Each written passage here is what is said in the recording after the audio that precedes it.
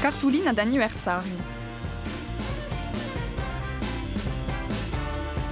Pa fa una cartolina d'anniversario ticcioli.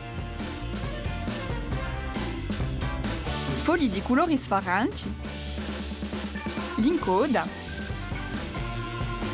i tesori, a lana. Da una misura di lana che voghi da spada a punta di diti.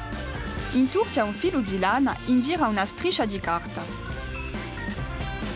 Caccia un pacchetto di lana e annoda un altro pezzo di lana in mezzo parecchi volte.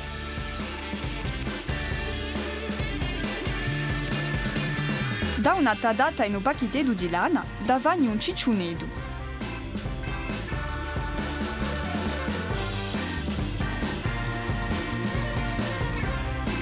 Con una riga disegna un triangolo nanta un foglio di colori.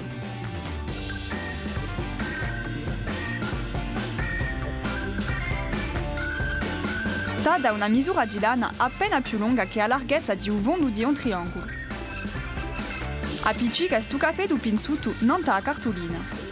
Ciò fa caso che la lana sia appiccicata sotto, da una parte e dall'altra di un capello.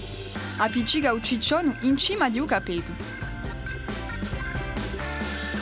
Da strisciare di rettangolari nivoli d'altri colori.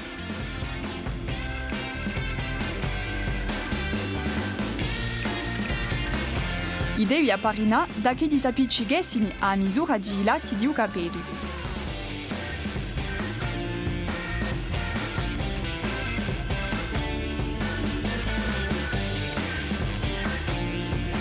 Appiccicali e decorali a mani.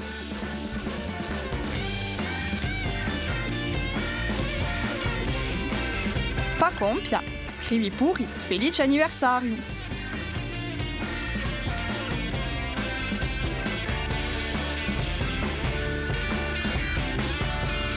Ah, tocca a te!